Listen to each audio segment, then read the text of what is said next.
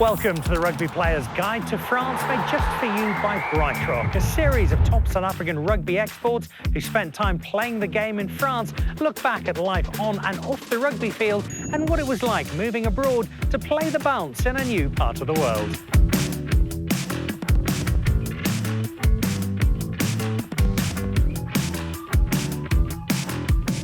Welcome to the Rugby Players Guide to France, and welcome to the Intercontinental Le Grand Paris, where I find myself in a hotel that's full of opulence, full of luxury, and most importantly, full of pain au chocolat, translated loosely, bread of chocolate, something I discovered on my first visit here to Paris many years ago. I've got to know the food of France pretty well, not as well though as this week's guest, who casts an eye over life in France, rugby in France, and the joys of Bordeaux.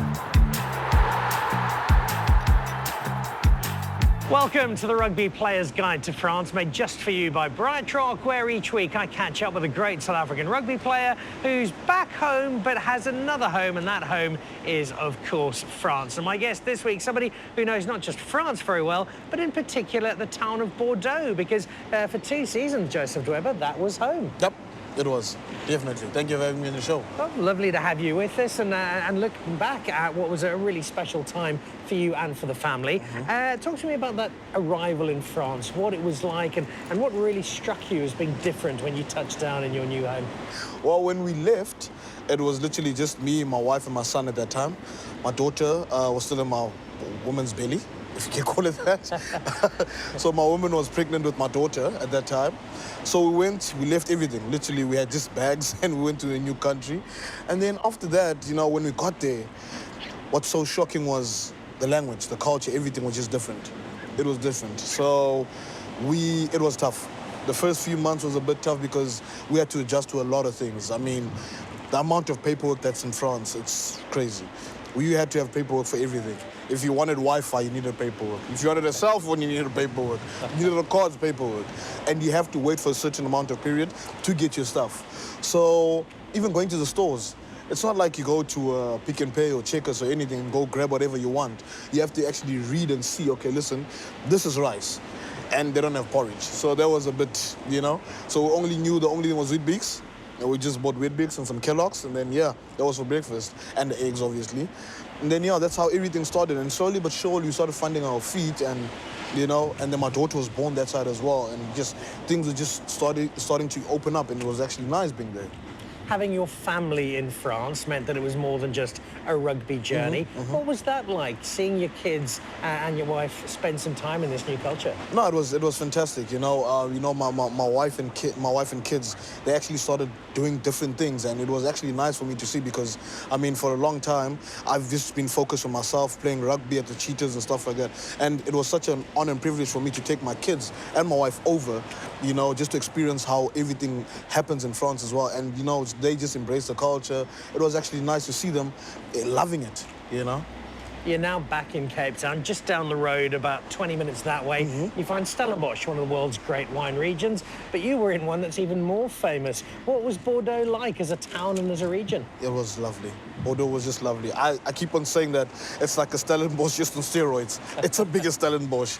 You know, all the vineyards that are there, all the chateaus that are there. It's, you know, we literally lived 5 minutes away from a chateau, and it was, you know, it was lovely. It was really lovely. And yeah, happy to be back in South Africa as well, you know, playing with a good team, great team, Stormers. It's just unbelievable. We've got some of the Bossa snails here today. French food, did that work its way into the diet?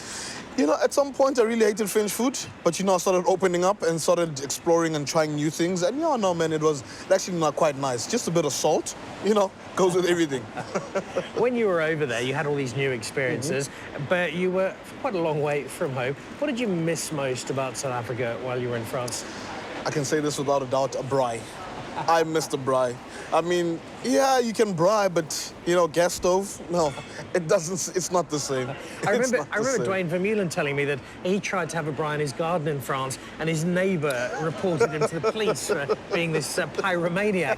It is a bit different there. It's very different. It's very different. I mean, people they stick to the rules, you know, and yeah, there, if you don't stick to the rules, you're going to get a fine or something. What about life in France on the rugby field? What were the differences about playing the game over there as opposed to South Africa? You know, for me at first, obviously getting there, having to learn the language and stuff like that, it was a bit difficult because, you know, you had to do all the calls in French. And at that time, I didn't know any French at all. So I had to start from zero. It was like I was a kid again. You know, I had to start learning the languages, starting to learn the numbers, what they say, the colors and everything. But as soon as I got that right, you know, rugby is rugby, but as soon as you get those little fundamentals right, you know, it actually gets easier. And when I got those things, rugby was just rugby for me and I just enjoyed myself. The fan base over there looks like the French really do get stuck into their rugby. It's crazy. Listen, I mean, when I was playing at Stade Chaban for a long time, it was always full. It doesn't matter which game it is, what time of the day it is, even in the evening or whatever.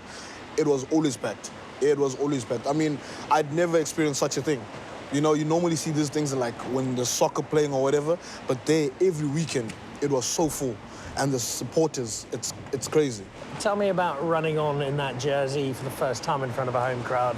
I remember my first game, it was against Brive. So I was on the bench at that time, and when I got out, in Bordeaux we've got a long tunnel. That tunnel is so long. It's literally long.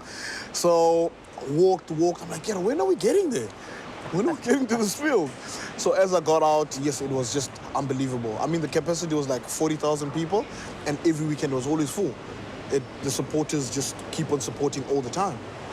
You'll have the opportunity to be back in Bordeaux later this year. How special is that going to be? You know, fingers crossed, if everything goes well, it will be actually a very special thing for me because, I mean, I built good friendships over that side, you know. So hopefully when I go back, you know, I can actually meet the people and actually have a chat and, you know, it would be nice to go back to Bordeaux and actually see how the place has been.